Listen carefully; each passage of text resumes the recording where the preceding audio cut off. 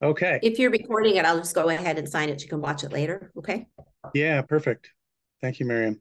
Okay, welcome everybody to the latest meeting of the Arts and Creative Community Committee, the AC3. Glad to see you all again. So we've got lots to talk about today, including a number of things that we want to get your input on and keep you up to speed on all that's going on.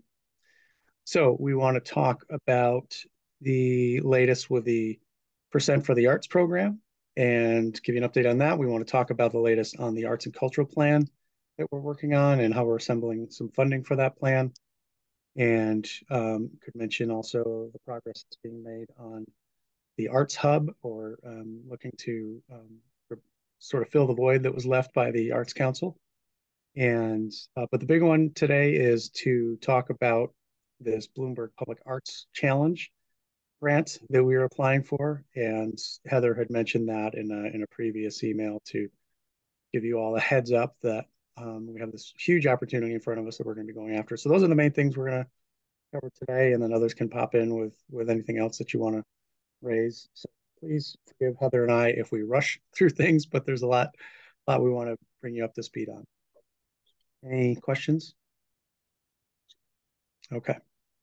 All right, so let's start with the Percent for the Arts program. As you know, last fall we had the contracts approved by City Council, or Council approved that we could enter into contracts with two consultants to administer our Percent for the Arts fund. We have $100,000 for a mural program and $100,000 for a public art program or any other form of public art that's not a mural.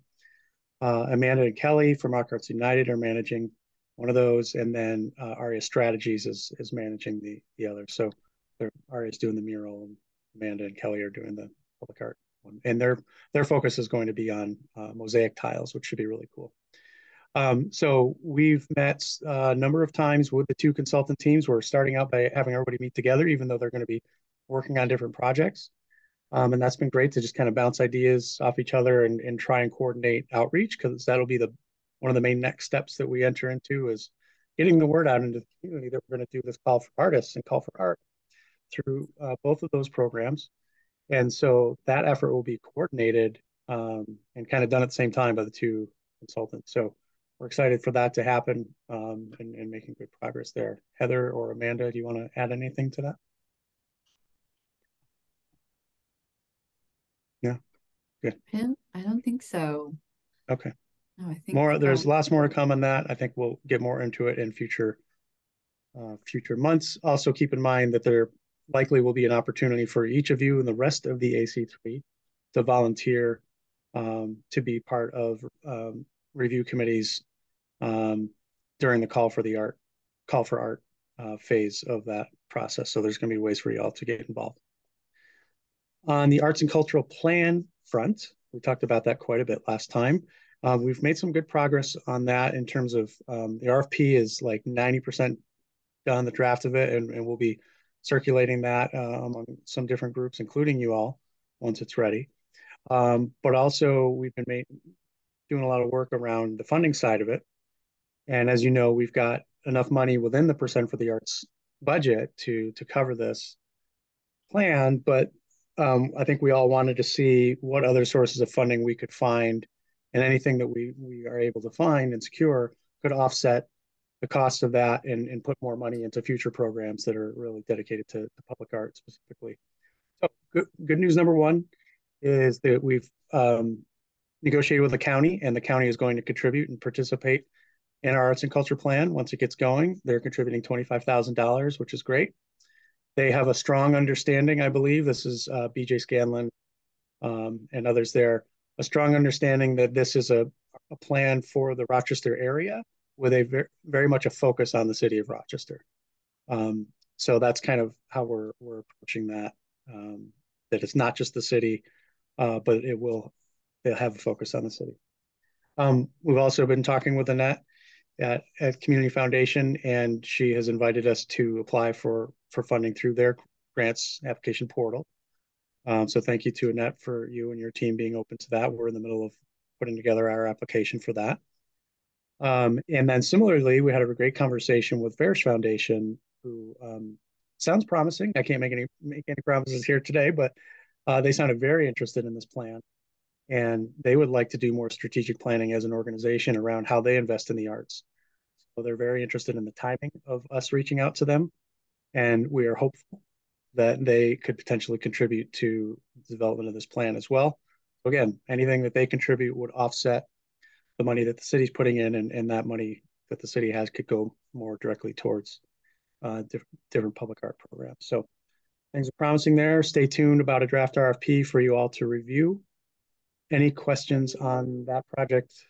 Any updates on that?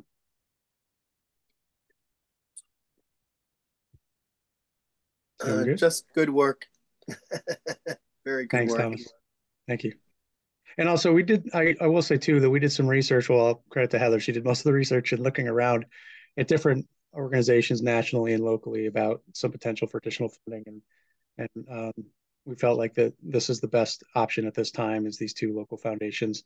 A lot of the funders out there they're not really set up to give money to municipalities to do work. So that's a real challenge. But fortunately, we do have this Percent for the Arts program where we could set aside money for things like this. And then lastly, I'll just mention that good progress is being made. Most, if not all of you, are probably aware of the effort to conceptualize this arts hub, this new arts organization that would be in the nonprofit side of things to replace the Arts Council. And several meetings have happened. And now I'll put you on the spot. Do you want to mention anything about what's going on with that? Yeah, thanks, Kevin. Yes, we had a really positive, I feel, we received a lot of positive feedback, I'll say, regarding the initial convening where we brought groups that really hadn't been in the room together, city, county, chamber, all the different arts sectors. We really tried to be representative. And so a lot of positive energy coming out of that. We summarize all the input because it's really meant to be built from the ground up. And we'll be sending that out and then organizing one-on-one meetings to look forward to how this new hub will operate. So creating a governance structure will be the next phase. So that's why we're doing one-on-ones to get that kind of input to inform the next convening that we'll have. So I will say if there were folks that were there, if feel there was anybody missing, please let me know. And any other additional input, I think you'll be able to provide when we have the one-on-ones. So appreciate all of us working together toward this goal. Great, thank you, Annette. And just want to say that the work that you and Simeon and your colleagues did, and Rachel Roberts with Eastman to organize this, and the way that you facilitated that meeting at the REOC, I thought was fantastic. I really enjoyed the conversations. I really enjoyed the structure. I was inspired by a lot of the things that Simeon said and what others said. So really appreciate the way that you facilitated that. I look forward to more of those meetings. Thanks, appreciate that feedback. Sure. Okay, sorry, we're opening the fire hose here today. And I will now turn it over to Heather to talk about this Bloomberg Public Art Challenge. Thanks, Kevin. Okay, so I'm going to give an overview of what the Public Art Challenge is. So these grants are up to $1 million for a 2-year grant term. And the eligible applicants are mayors of U.S. cities of 30,000 or more residents for projects that demonstrate partnerships between government and private organizations and artists. And really the project has to be temporary art that addresses an urban issue. And because that's such a large, up to $1 million, it's typically multiple sites.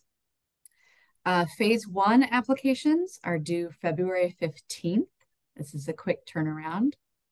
And then the short list of finalists announced in spring. And then there's a phase 2 application deadline in spring. There's no date set for the shortlist announcement or the round 2 application. So that's a little bit nerve-wracking. I think Kevin and I are getting a little taste of what you all experience with foundation or private arts funding. It's tricky. So this round there is up to 10 winners. They're not setting a definitive number of winners. I'm sure they're going to figure that out after applications are in. This is the third round of the Bloomberg Public Art Challenge. And if you look at the first 2 rounds, there's 9 awards from the first 2 rounds. You kind of get an idea of the topics that were identified for different jurisdictions. And some of them are pretty like heavy hitting topics. Like for instance, one was Parkland and Coral Springs, Florida, had a project that was focused on the Parkland shootings. So that there's some pretty, heavy hitting topics and kind of specific to the areas, right? And you can also see that most of the projects not just kind of talked about the issue with the art, but they tried to find ways of having the art actually address the issue. So that's kind of an interesting thing. So in Parkland, it was one of the projects, they actually had the community build a temple out of this intricately carved wood. And then it was a space for people to mourn the people lost in the shooting. And then after 2 weeks, they burned it down.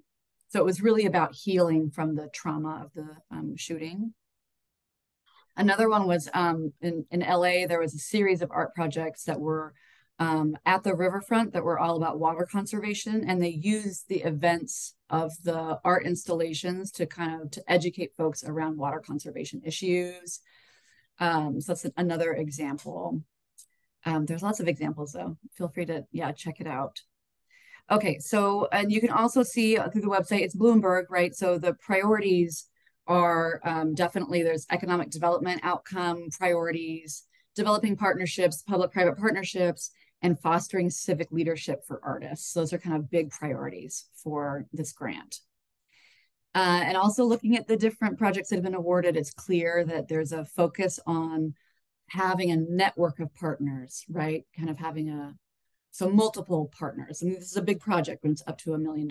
So even on that basis alone, it's important to have multiple partners. So the challenges of this grant application is obviously timing as well as specificity. So the application asks for a lot of specifics, including there's a budget template with things like estimates on art fabrication and installation. So on a basic level for us, in identifying partners with this amount of money, we would want to do this through a fair and equitable, transparent way. So through an RFQ. We don't really have time before that first deadline to finish an RFQ. So that really concerned us because we want to do this through an RFQ to find lead partners. But we reached out to Bloomberg and they assured us that just do the best that you can with the application. I think they understand or expect that not all the details are going to be figured out in the first round, even though they're asking for all those details. So in kind of moving forward with a plan of action, we were also simultaneously, checking in on the feasibility of this, right, of doing this. So our plan of action was really determine the urban issue to be addressed, start identifying project partners, and then thank you, Kevin, for putting that in the chat. And then once kind of a partner network is assembled, then we can work with that partner network to really further shape the project. So the urban issues, since this is a mayor-led application, we brainstormed potential urban issues. We were looking at Rochester 2034 and the mayor's mission and values, because certainly we want it to be aligned with the mayor's mission and values, and thinking about what topic could have the biggest impact. We discussed it with the city arts team and then the mayor, and have really refined and honed down to the idea of focusing on youth trauma. And I'm going to share this table that kind of gives an overview of like what we can mean by that. So it can be, trauma from violence, and of course, Artistic expression is an accepted best practice strategy for healing from trauma, but also for preventing youth violence, but also the trauma from disparities in education and COVID. And really, so thinking of engaging youth in this project could really provide opportunities for real world learning opportunities outside of school, as well as reinforce the kind of social connections that youth really lost temporarily during the first part of the pandemic. And then trauma from multi-generational poverty. So thinking of expanding the youth perception of opportunities beyond what they might normally think of or have been exposed to, and offering work experience potentially through the project to really show youth that they have value. And then the ideas here, the bullet points are just kind of ideas for what that it could include. We're not, although we, in kind of brainstorming things, there were ideas of what the art could actually look like. Like there were ideas around, it could be multimedia, it could be youth performance. We could have a theater in each sector where youth are having their performances that they've developed through art therapy workshops. Even though we were kind of bouncing those ideas around, we recognize that we're not the art experts. And so we're excited to have kind of this urban issue identified, but then to identify this partner network that we really work with to shape what this could look like from on the art side. Like, what does this physically what could it physically look like? I do want to remind everyone again that it's temporary art, but we kind of don't know what that means. We don't know if, I don't think Bloomberg Philanthropies is going to be mad if something stays up longer than the temporary, but we also want to acknowledge and recognize that the intent of having a temporary art is really to create a happening or event that supports a critical discourse around this urban issue and how to address it, right? That maybe permanent art doesn't, or it's just different than what temporary art can kind of present.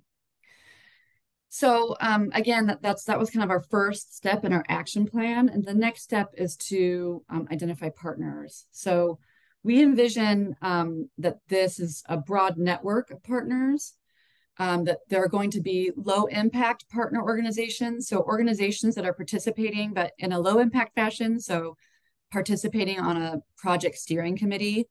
We envision that this is going to be led by a steering committee of multiple organizations, or helping out with outreach by keeping organizational contacts informed about the project and the progress in the project, or things like providing a meeting space for some of the meetings, right, during engagement. So that's kind of some opportunities potentially for an organization to participate in a low impact fashion.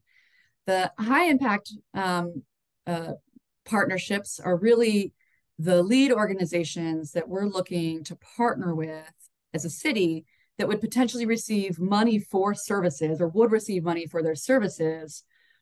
And, we're thinking that organizations that have capacity around outreach or working with youth, or certainly working in the arts, are all organizations that are going to be important lead partners for us to partner with. I do want to emphasize that the city would be a full lead partner with the lead organizations. We're intending on writing into the grant application a temporary city staff position to help be the city lead with the lead organizations. And Kevin and I and other city staff and the mayor, I think, are excited for the potential of that position to grow into permanent dedicated city staff dedicated to the arts. So this could be the potential beginning of that, of dedicated city art staff. But again, it would be the position for the first 2 years would be helping manage this project. So the RFQ process, we're going to do that again for the leads, kind of high impact partners. The purpose of this meeting, about talking about this with you all, is really as our arts stakeholder group. We want to give you a heads up because we're, as always, going to work with you to distribute the RFQ when it is ready. And we really want to have the RFQ out before the first application deadline, which is February 15th, because we want to be able to describe this RFQ process that we're engaged in the application. But the other reason is that all of you are potential partners on the project. Again, lead partners will be determined through an RFQ process. However, we're looking for low impact partners, and we think that it will be a better application and a stronger project if we start identifying that potential network of partners now. So again, the application actually asks for a list of partners. We don't expect that we're going to have all the partners figured out by February 15th, but it would be good to understand, to kind of gauge interest from you all. So that's a big part of today's meeting, is hearing your thoughts and questions about the project application and understanding your level of interest. We're not asking you, any of you, to commit one way or another today. We will follow up with you, but we want to have this discussion and understand where you're coming from. Before I open it up to questions and thoughts, I do want to emphasize that we're not here to discuss what the actual project will look like in terms of the art. For example, you know, it should be 3 sculptures or whatever. That will be determined by a steering committee of the partners. We also do not want to discuss the substance of the project, discuss those things, because we want to be extra cautious about preventing conflict of interest for anyone here who would like to respond to the RFQ, right? Because that's going to be part of potentially the RFQ process. So we don't want anyone to shape the project and then have an unfair advantage. So having said all of that, I'm going to take a breath and ask for your thoughts and questions about this opportunity.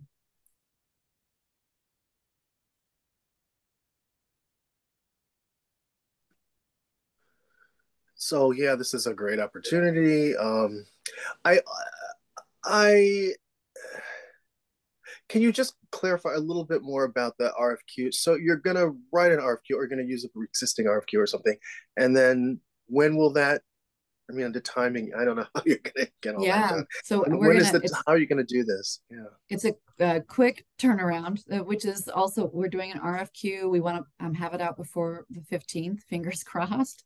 If we couldn't get it out before the 15th, then I think the application would still be fine. But we're envisioning that we're going to say it's going to be a call for organizations that have some capacity and experience around one of what we're thinking 3 buckets right now. So outreach, working with youth, and arts organizations, working with artists and in the arts.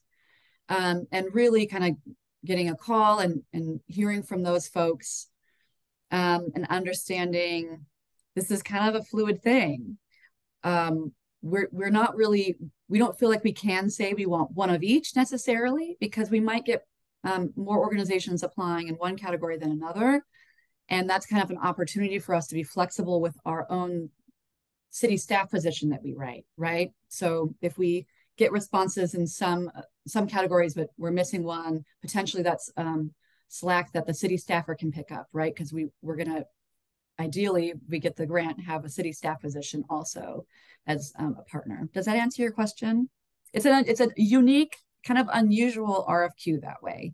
And maybe similar to the Peace Collective, right? We had the Peace Collective RFP or RFQ recently. I don't know if you are familiar with that, but we had ARPA funding for violence prevention programs. And it was a similar thing. They put out a call. We have this amount of money.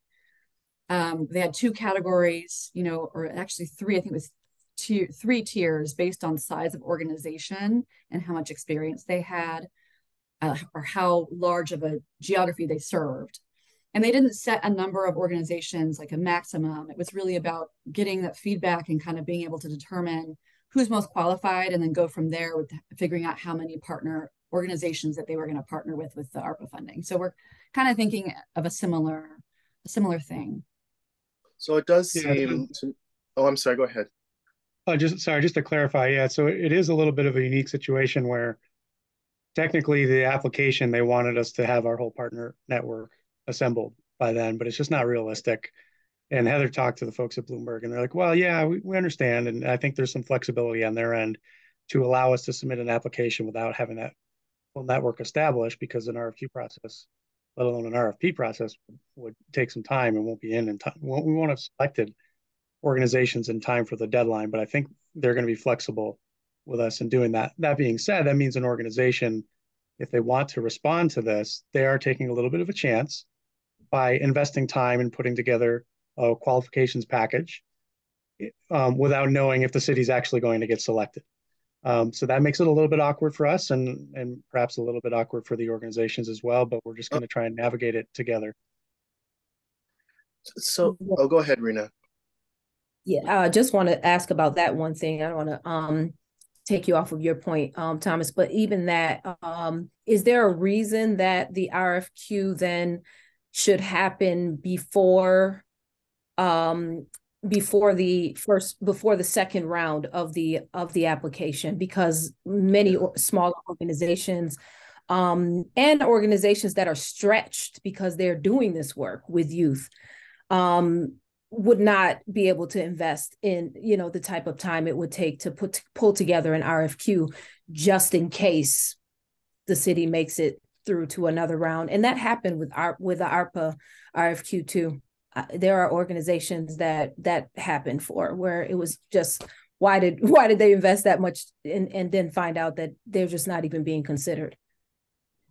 I think the challenge on our end is that we're assuming that we do need to have specifics figured out for that round 2 application. And we don't know when that is, which is frustrating because they haven't set a date for it. However, I don't think that excludes the opportunity for other organizations to have, to receive funding. I think having lead partners doesn't mean that those are the only partner organizations getting funding. So I think some of the funding could go through, say, if we have a lead organization that is focused on youth, potentially they kind of subcontract with smaller organizations or with other organizations to do the work. Yeah, and it's a great question too, and I think we really struggled with it. And the timing is awkward the way they have this set up, but we want to find the sweet spot as we develop this RFQ in terms of what organizations will have to put together should be enough for us as the city to know, whether that's the right organization or not, but not so much that it's just, it's too much to ask of an organization when we don't know if we have the funds. So that's one of the reasons why we chose to do an RFQ instead of an RFP. It's a bit less that you have to put into your package to submit. So we're going to find a way to make that sort of streamlined as much as is reasonable so that it's not an exorbitant amount of time for organizations to spend on it, but it is enough information for us to make a good decision. So I guess this circles back to what I was going to try to say, I think. Well, 2 things. One is, so I'm assuming you're telling us this today so that we can kind of get out there and get the word going before the RFQ kind of comes down the pike, which is good. The other thing, though, related to what Rena's saying, I'm just wondering if there isn't a way that the city is the one who actually applies, right? So that maybe within that application is a little more of the quote unquote details about other partners that's not as maybe specific as maybe the main organization or whatever. But by including these other organizations and maybe some blurb about them or whatever, that's part of the larger. Am I assuming this is how it's going to go, or am I assuming that's what you're intending to do? Yeah, that's what we were hoping, that we could get some informal commitments from some organizations to be able to say, here's a couple organizations that have committed to being a part of the network. And they could be organizations that intend on responding to the RFQ as well. But they're organizations that are saying, yeah, we want to be a part of this. And Rena, I just want to say too, it's helpful for us to hear that the Peace Collective RFQ or RFP was too much, because we can take a look at that and that can be one gauge for us, right? And trying to lower the barrier to respond. But does that make sense, Thomas? Do you feel like, okay. Yeah, that totally makes sense. Then the other thing, with the Bloomberg thing, I think says something about webinar on Monday, 1 to 2, I think. And so it might be, you know, it might be a good idea if people who are interested kind of take a look at that if they can. Definitely. You know, so we can pass that word around too. Yeah. Yeah, and I think we felt good too about the um with the application we were thinking for first round. I mean, again, this is something you all are used to with arts funding like this. Some days I'm like, yeah, we have a good shot because we have this really like a clear urban issue identified with, I think, some good narrative around that. And if we can talk about the work that's being done around arts organizing in general in the city, as well as get a couple informal commitments, then I think we have a good amount of details. But some days I look at the application and I'm like, there's so many specifics. I can't imagine that other cities are able to get all of these things, these details figured out though, in the time allotted. How competitive is the grant? We have no idea. Mm-hmm. And That's you the- said they- there's they said up to- I'm sorry. Well, it says up to 10, but there were 5 the first round and 4 the second round, but I'm not sure how many applied those rounds. And they don't give us a timeline of when you said. Okay. It just says spring 2023. Okay. It does, Annette, it does appear that you and your colleagues have your ducks a bit more in a row than when it comes I'm to. really surprised about that Yeah, with such a large organization. right. And a big Yeah. big pot of money. Yeah. Well, but these might be the questions we ask on Monday during that webinar to get some clarification. So, you know, there might be answers actually. Yeah. Well, we talked to our counterparts in Minneapolis who said that they actually have applied the last 2 rounds, or the 2 rounds that it's happened. And that they've actually like talked to the Bloomberg folks to say we need more time because we want to do a fair and equitable process through an RP process. And the person we spoke with specifically was like, it's just that there's such staff turnover between, because it's come out every 4 years, even though it's a 2-year grant term, it's come out every 4 years, that by the time it comes out again, that's different people that are, you know. Rena, you have a question? Yes, I was wondering about the actual partners, lead partners too, and wondered if there would be an opportunity for any county Department of Health involvement if we're talking about youth trauma and potentially creating healing opportunities and spaces. Because healing must not be performative. You know, it can't, you know, I hear this talk of like happenings, you know, and temporary, and it literally makes me like a little, you know, a little queasy inside, especially when we talk about youth and how much you know, is there, you know, might be exposed very briefly to things and people just kind of moving in and out and through their lives. So it makes me think about other like partnerships, substantial partnerships for this kind of journey, and also things, you know, how we look at this is like if we're talking about happenings or or like series of happenings versus like, you know, something that just happens and we expect there to be real impact. That's a great idea. Thank you for that. Sarah, you were going to say something? Oh, and I think Heather followed up that the grant is coming around every 4 years. So it's not an ideal situation at all, but I think that's why we didn't want to let it go by, because it's such a huge opportunity potentially. So it's not a perfect process, but if we don't apply, then we're waiting in anticipation that in 4 years it'll happen again. So that's all. Yeah.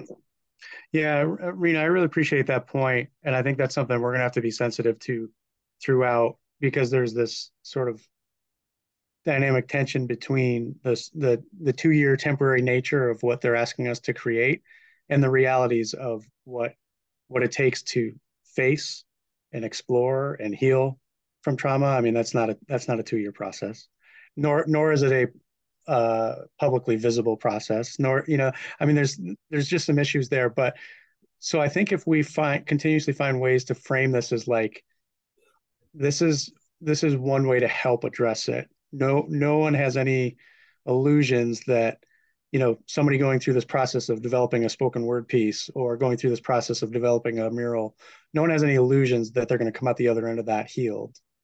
But if it at least helps start a community conversation around it, and there's little nuggets that different youth in our community can pick up along the way to help them through a long-term process of healing, I think if we can sort of continuously have that in the back of our minds, that this is just one little piece in a long-term process that we hope helps somebody, and that, even after the programming is over after 2 years, there could be some of these installations that remain that can help continue conversations or help individuals engage the art in different ways. So it'll be a little bit tricky, but I think it's a really important sort of delicate part of that. I'm glad you brought that up. But I just want think to add one little piece to that, is that it might add strengthen the application to show that we're considering, once you open these sorts of, Pandora's boxes, so to speak, having someone to catch, and support, right? So that, again, I mean, I've just seen it happen in classrooms and things where kids have kept things inside so long, and once it's opened up, there's no support in place to sort of catch that, once they release it out into the world. So it might strengthen our application to say, we're not only considering the organizations that are partnering to make these things happen, but also what it looks like to surround the community with care and support around these happenings. I think it's definitely an important, it will be important for us to have art therapists as part of support for youth. And there's a potential for part of this project to be art therapy within classrooms at certain schools. Like that could be part of the project as well, but definitely art therapists around to support youth, for sure. Sarah, you have a question? Yeah, this is the first time I'm hearing this. You guys went and spoke with the mayor, so this is great to have it kind of targeting a specific topic. And I'll just say from the Department of Recreation and Human Services side, so we, through ARPA and other funding, have been able to allocate funding towards like social emotional trauma-informed care at rec centers. I think there's an RFP going out around actually getting like crisis counselors in rec centers to have sessions with youth. So this could pair really nicely with some of that.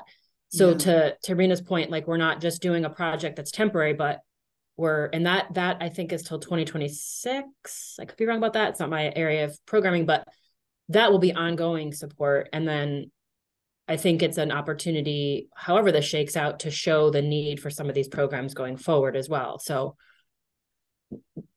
I can work with Kendra to get that information to you guys as you apply, if that's going to be the topic, to just show that the city's already focusing on some of this. That would be great. To Rena's point, like it's important. And yeah, and I think we were in touch with Victor Peace Collective folks, because they work with at least 2 organizations that they know of that have provided in the city art therapy for youth. And so I think to be able to talk about the things that we're already doing, and then the potential for this money to expand that to serve more youth, I think is a powerful thing. Antonietta, you have a question? Yeah, hi everyone. Good afternoon. I'm not sure if it's necessarily a question, but it's just something to consider the deaf community here in Rochester.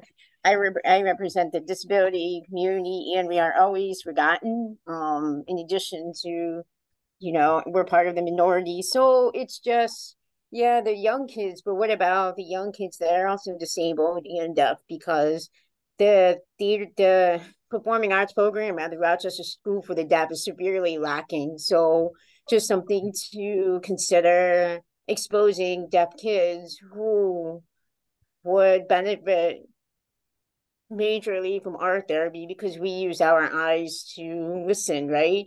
We use our eyes to communicate. And so if there's a way that we can collaborate with the youth, but also with the deaf and hard of hearing youth, yeah, and youth with disabilities, just something to, if there's more questions about that, you and I can talk directly, but I would love to, be a part of that as well. That's great. Thank you. Yeah, I think when we have the RFP, if you can give us contact information for folks at that program so that we make sure that they have the RFQ and we can talk to them more about it as well. That would be great. Absolutely. And also requesting interpreters or anybody. I have a list, a collective list of specific interpreters for specific jobs as well. So thank you for considering that. I appreciate it. Awesome. Thank you. Definitely. And along those lines, I just want to emphasize that the potential responders to this RFQ could be a wide variety of organizations, big and small. And more specifically, we would expect that there are some organizations that respond that specifically work with youth, but maybe not specifically in the arts space, but they just work with youth. Conversely, we expect that there are going to be some arts organizations that respond that are sort of in the arts education space and engagement space, but not necessarily with youth. And that's okay as well. And then there will be some organizations that do both.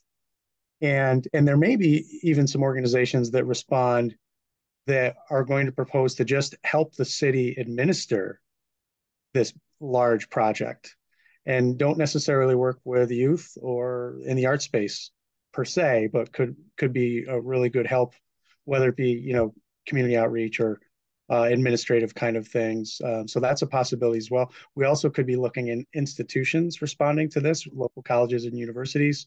When we say youth, by the way, we're talking about obviously, grade school age kids, but also up into college and a couple of years after would be part of who we address with this. So local colleges and universities would be eligible and might make some sense to have some role. So each organization that responds kind of has some flexibility. There'll be some parameters in the RFQ, in terms of like sort of suggested roles, but there would be some flexibility for the organizations to propose how they can play a really important role in doing this sort of thing.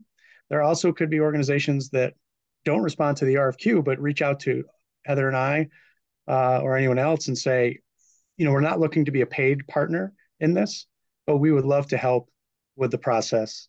And Heather offered examples earlier about, maybe you want to be part of the steering committee. Maybe you want to offer space for meetings, or there might be other ways that you could offer to partner with. So there's a really wide variety of ways that this could show up. And to be honest, this will be the first time that we've done an RFQ or an RFP process that's meant to result in multiple winners, if you will. We've only done ones where you pick one at the end. Well, actually, that's not true. I guess there was the twin RFPs that we just did. They were technically separate, but resulted in two organizations. But this is sort of unique in that it's meant to get lots of organizations submitting. So that's, it is similar to the Peace Collective RFP that was done recently. So Rena put in the chat box up to age 22, please. And I wanted to maybe touch on that for a moment because Sarah or other folks, that when there's funding for youth programs, is it up to 24 or 20? Is there some age at which, when we're talking about youth funding, that we're typically talking about? I guess we're in LA, it was always 24. It was like up to 24 in LA when we were talking about youth. So I'm wondering what that's different here, or what I think our summer youth program is up to 22. I have to check. Okay. I know for RCSD, like I think you can be 21 before you can no longer like be a senior again, but it might be 22. But I don't know if we could make more broad. in this because it's not like a Yeah. state funded or something like that? We totally could. Yeah, we absolutely could. Does 24 sound good to everyone? All I know is I I'm not agree. going to make the cut.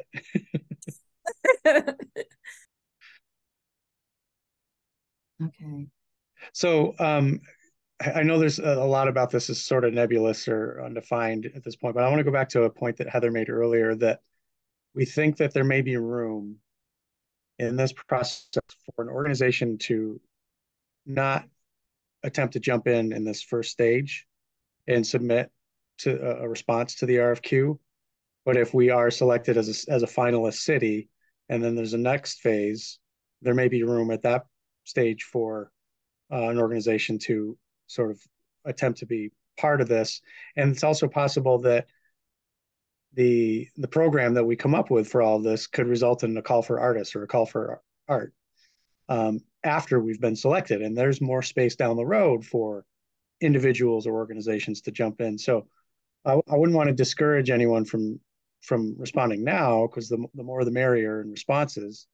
But I think if you don't, for whatever reason at this stage, I think there's space later on. Would you say that's accurate, Heather? Yeah, absolutely. And this is the exciting thing about it's a big project, right? And we really do the impact of this and the partners involved, it really is a more the merrier thing. We want this could be a really big project.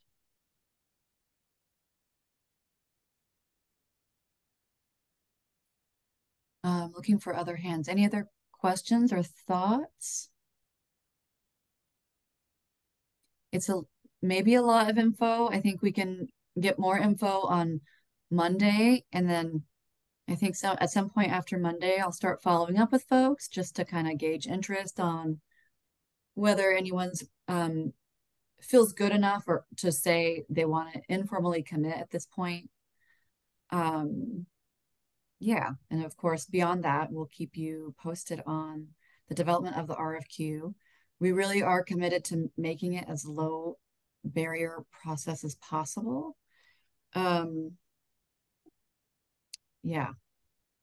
So we're not going to run it by legal. Just kidding. Blue, you have a question?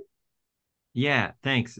This is sounds very interesting, and appreciate the way y'all are, just sort of laying it out there. I'm curious about the RFQ process, and as you're describing, I'm just sort of playing it out and thinking, wondering if there might be a possible pitfall where an organization might invest a considerable amount of time, go in for the first round, hustle to get that to you, as is a typical, on a typical RFQ. But then there's room later for another entity that didn't go through that process. I personally, I'm not sure that I've ever encountered something like that. I don't know how you articulate that to kind of reassure some small organization, speaking to Rena's point, like, oh, small organization invests a ton of time, they hustle, they scramble, they put something together, they meet the deadline, and then later on, there's a whole bunch of other folks. I'm not trying to envision some imaginary conflict that very well may not happen, but I'm just thinking of fairness, frankly, on that first round and the the invariable challenge of meeting a deadline and going down to the wire, especially in this case where it's quite short. So just wondering how there might be a way to head that off. I think it's a really good point, Blue. I think one of the difficult things for us is not understanding how much interest we're going to get in kind of each of these buckets that we're looking at, right? Yeah. The ideal scenario is that with this RFQ, we find lead partners and that we work with them and a steering committee to really shape the project. And in that shaping of the project, I think with the network, I think it's identifying the need for additional paid partners as part of the project. So maybe that's some kind of salve for that is, I don't think the intent is we get one organization that has a focus on youth, and then a couple months later we are, getting calls from other youth organizations and saying, yeah, come on board. Like we would be working with lead partners and with a steering committee to really identify what the needs are, right? And what those gaps are and where we do need potentially additional organizational support. I think is kind of the dream. Does that make sense? Yeah, so maybe it's like the lead partners sort of need to come through that first round of RFQ. Right. All the other partners continue to evolve and come on board later on, kind of through those selected lead partners. Yeah, I don't know. I'm just thinking of, sort of some notion of fairness with the commitment to the process. Also wondering if you've thought about geography with our past conversations about focusing on artists living in the city of Rochester proper. It's been an ongoing conversation in the past. Are you thinking of organizations that are rooted in the city exclusively, or some delimiter on that, or no? That's a good question. I think that I realize now that I was defaulting to thinking that way, but I don't think we've had that conversation. I kind of default to that because we've been so in that mind frame for Percent for the Arts, right? And the need in general from an equity perspective to really foster capacity building of local organizations and provide opportunities for local organizations. So I think we need to have that conversation. Kevin, had you thought about that? Or Yeah, a little bit.